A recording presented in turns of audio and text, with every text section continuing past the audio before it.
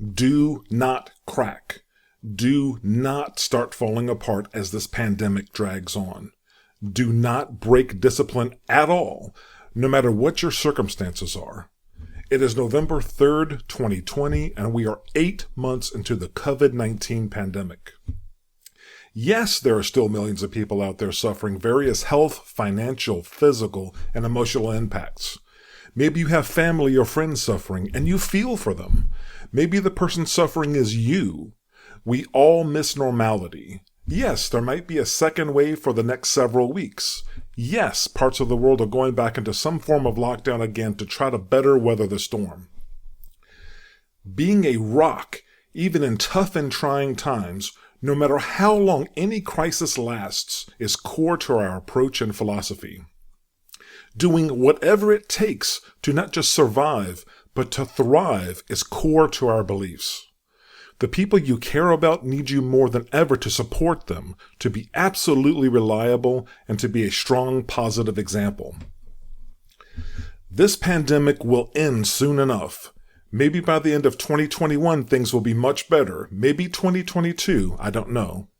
What I do know is that the worst of this won't last forever.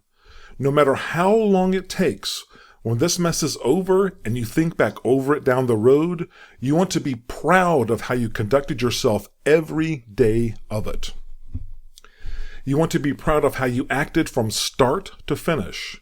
You want to be proud of how you held down your job or your business and how well you treated and showed up and supported your family, your friends, co-workers, colleagues, and customers. You want to be proud of how you were someone that your family and friends and your neighbors and your community could count on. You didn't complain or run and hide or mistreat people around you. You went harder at what you needed to do every day because that is what tough times demand of people like you. You're a leader. You also want to be proud of how you improved yourself during this time, how you advanced towards your goals despite the environment turning bad. You find ways to thrive no matter what. And that is part of what I mean in the book and this podcast when I keep talking about how you think and act and conduct yourself forms much of the basis for and is the source of that natural confidence that you will develop that people, including women, will find so appealing. That is the same mindset and approach that makes you such an asset to those around you and that sets you on a good path toward prosperity. People are naturally drawn to that type of consistent and effective positivity. We'll get into the details of what I mean after this quick word from our sponsor, me.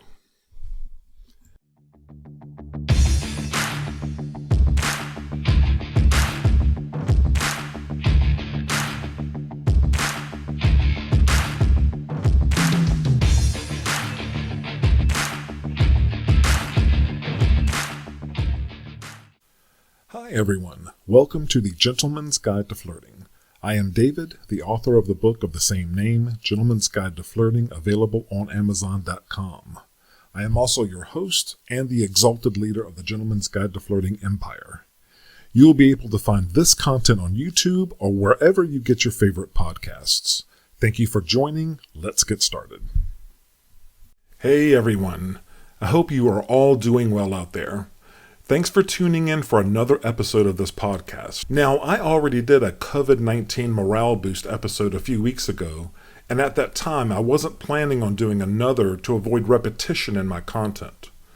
But recently, as this pandemic keeps dragging on, and in some parts of the world is getting worse again, I am starting to see guys who I thought were handling things fine start slipping into bad and sometimes self-destructive behavior in some cases.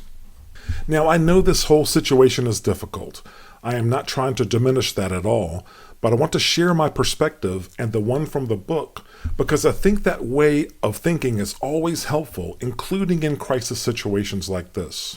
So, until we can turn the corner on this pandemic, I think I'm going to fire off one of these morale boost episodes every 3 weeks or so with other great content types mixed in between. These special morale boost episodes will be full of practical advice aimed at anyone out there feeling social isolation, loneliness, depression, Anyone feeling anxious about the future, suffering unemployment, or worried about yourself, your family, or others as part of the COVID-19 pandemic. Sound good? I want to focus on three main areas this time around. 1. Don't let your mind slip. 2. Don't let your relationships slip. And 3. Don't let your health slip. Let's dig in. Number 1. What do I mean by don't let your mind slip? Let's start with what's going on in your head, your mindset. Basically, don't lose focus. In fact, drive harder. Push harder. And to help you do that, I want to go back to your priorities, or what I suggest you adopt as your priorities. This is straight out of part 1 of the Gentleman's Guide to Flirting book. For many reasons, I suggest that your priorities be as follows. Level 1 is you. Your happiness and well-being is vital. It is so crucial to everything else that it is in the top spot always. Level 2 is your goals, your career, your business, and your education. Those are the vehicles of your continuous improvement and success. Level 3 is family, partners, and close friends. The reason why you are putting so much effort every day into levels 1 and 2 is to be as strong of an asset as possible to these people at level 3 and others that you care about. This priority scheme might look on the surface to be the most selfish thing you have ever seen, but this isn't selfish at all. It is the exact opposite. It is selfless. Why are you working so hard every day? You do everything to benefit other people, but you can't do that if you aren't at your best and progressing every day and hitting your goals in life. By being an asset, I mean in every way, financially, emotionally, time, or any other type of support the level 3 people need that you can provide. Level 4 is girlfriends. Now this part doesn't look good to ladies who are at this level, so maybe don't show them this chart, but they need to conduct themselves in a way that makes you want to promote them in your life to level 3. That's okay. Being at level 4 in your world is a great place to be. She will see that. Being in your world is a massive upgrade for most ladies, right? But being taken on as a girlfriend is kind of like a trial basis. Going to level 3 is another thing entirely. But of course, you take care of your girlfriend or girlfriends. I don't judge. Level 5 is casual friends and acquaintances, and level 6 is everyone else. Keep these priorities in mind as you decide what to do every day after you get out of bed during this crisis and afterward. Now, I need to be clear. Someone being at level 5 or level 6 in your life doesn't mean you treat them like shit, especially during this pandemic. Be kind and generous to everyone without letting people monopolize your time to the point where progress at levels 1 and 2, you, the core, the engine of this whole process, is too adversely affected. Number 2, don't let your relationships slip. Some people might be struggling out there. Reach out to people, even if you think they are fine by looking at the surface. Offer help. Strengthen those relationships, starting with those in level 3, your family and close friends and any others that you care the most about.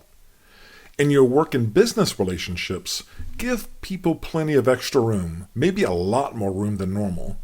You don't know what they are going through. Maybe they themselves are struggling with depression and anxiety over what is going on.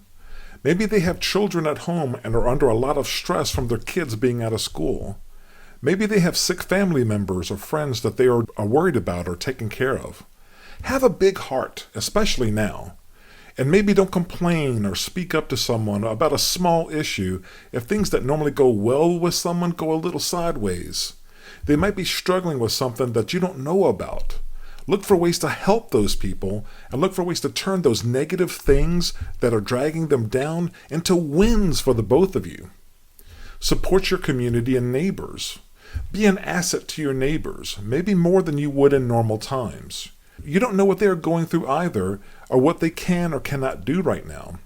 Ask if they need help, maybe a little more freely than you would ordinarily.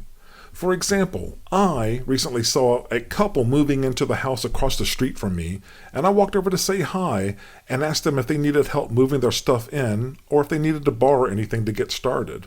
And I hate helping people move. I hate moving heavy furniture and boxes. But my bar is much lower now during this pandemic.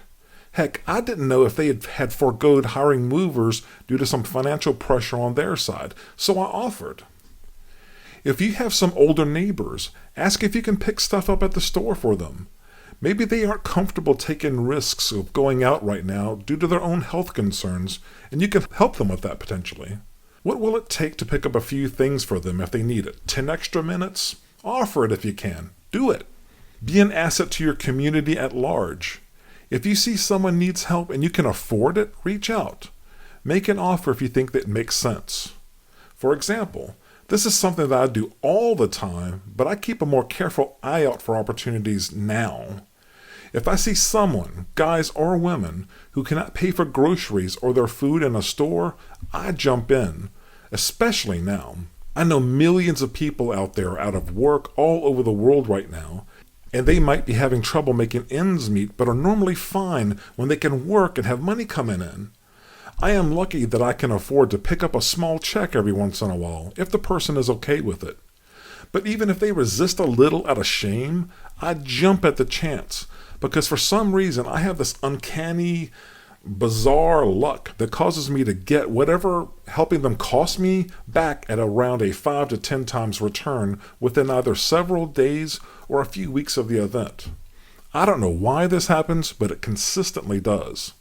For example, if I help someone pay, say, $40 for their groceries when they are short at the cash register, then I quickly and happily offer to pay without condition, and I refuse to let them pay me back.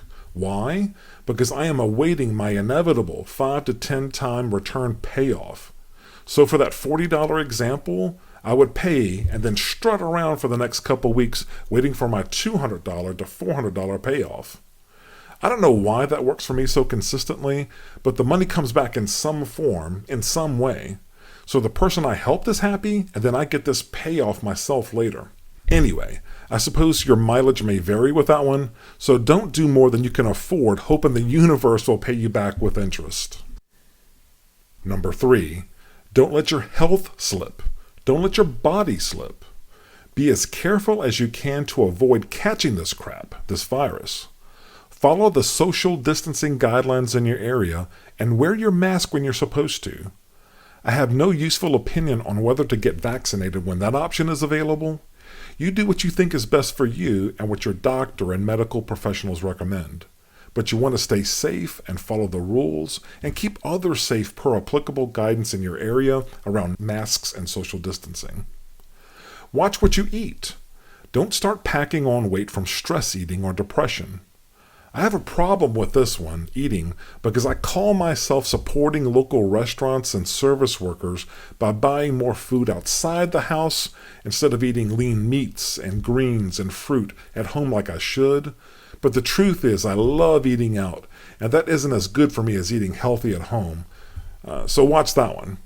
Exercise. Get some fresh air. Get outside.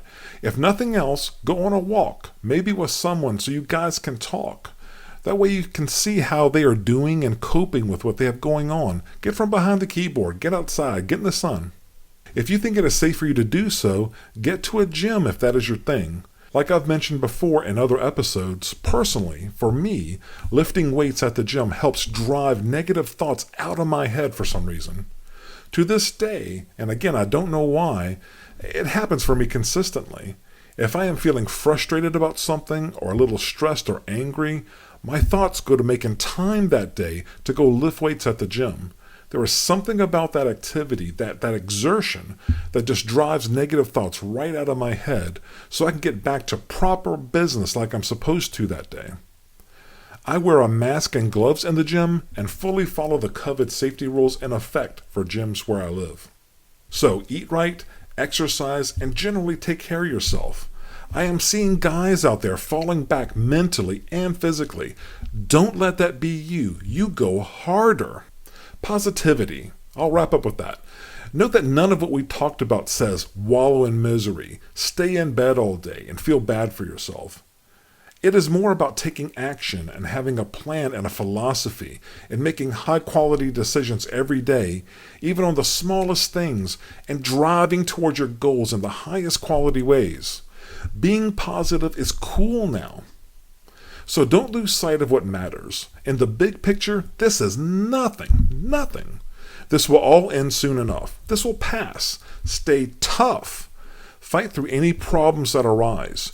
Do whatever it takes to support your family and others that you care about. Be that strong asset those around you need always, and especially right now. And you can't do that fully unless you take care of yourself, right? So stay unbreakably strong, stay consistently positive, and let's get after it out there.